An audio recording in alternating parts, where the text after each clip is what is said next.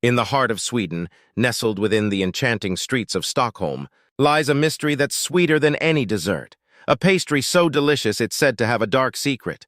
Let me entice you with a riddle. What dessert could possibly be so irresistible that it led to the demise of a king? But Fist, subscribe and become a member of our growing community. Our story begins in the frosty lands of medieval Sweden, where winter's chill gripped the land with an icy hand. In those days, survival meant finding warmth and sustenance in the most unexpected of places, including the kitchen. Picture this: a bustling hearth, the aroma of freshly baked bread lingering in the air, and the jovial laughter of villagers seeking refuge from the bitter cold. It was amidst this backdrop of camaraderie that the humble Semla was born. Crafted from simple ingredients, flour, milk, sugar, and cardamom, the Semla emerged as a beacon of comfort and joy during the long winter months. Its round shape symbolized the cyclical nature of life, while its sweet aroma promised a momentary escape from the harsh realities of the world. A true testament to the ingenuity and resilience of the Swedish people. But it wasn't until later centuries that this unassuming pastry would rise to prominence and capture the hearts of kings and commoners alike. From humble beginnings in the kitchens of peasant cottages to the grand halls of royal palaces, Semla's journey was one of humble origins and sweet triumphs. Little did anyone know this modest pastry would soon find itself at the center of a royal scandal that would echo through the annals of history. As the winds of time swept through the 18th century, Semla's reputation as a delicacy of unparalleled delight spread far and wide across the Swedish kingdom. But it was within the opulent confines of the royal court that Semla's destiny would take a most unexpected turn. Ah, the royal court, a place of intrigue, decadence, and culinary indulgence. It was here that King Adolf Frederick, known for his larger-than-life appetite and love of lavish banquets, first encountered the delectable allure of Semla. Picture the scene: a grand feast laid out before the king with dishes of every conceivable delight. And yet, amidst the abundance, it was the humble Semla that captured the king's attention. A pastry so simple, yet so irresistible it would change the course of history. Legend has it that King Adolf Frederick's fondness for Semla knew no bounds. With each passing day, his craving for the sweet treat grew stronger, until it became an obsession that would ultimately seal his fate. Despite the warnings of his advisors and the whispers of courtiers, the king could not resist the siren call of Semla. For him, it was more than just a pastry. It was a symbol of indulgence, a fleeting moment of pleasure in an otherwise tumultuous reign. But little did the king know his insatiable appetite for Semla would lead to a tragic end. A royal affair that would go down in history as one of the most scandalous episodes of the Swedish monarchy.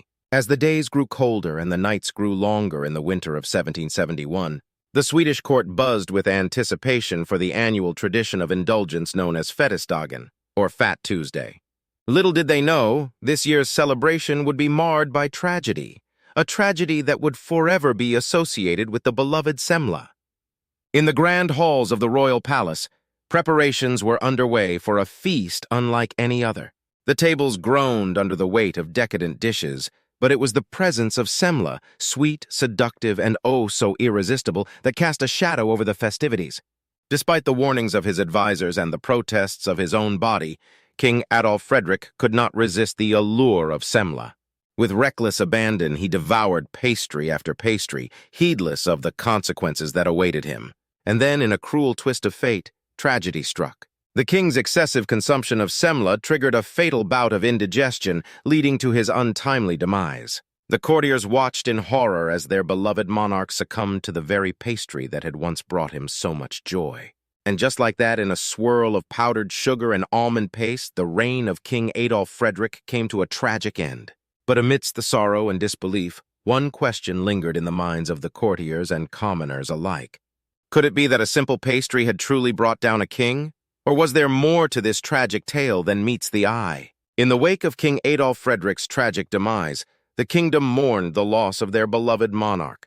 But even as the echoes of sorrow lingered in the air, a sweet tradition emerged, one that would ensure Semla's place in Swedish culinary history for generations to come.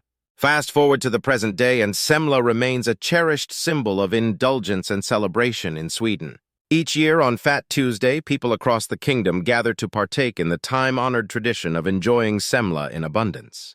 From the bustling streets of Stockholm to the quaint villages of the countryside, The aroma of freshly baked semla fills the air, drawing crowds of eager enthusiasts eager to savor its sweet embrace. But semla is more than just a pastry.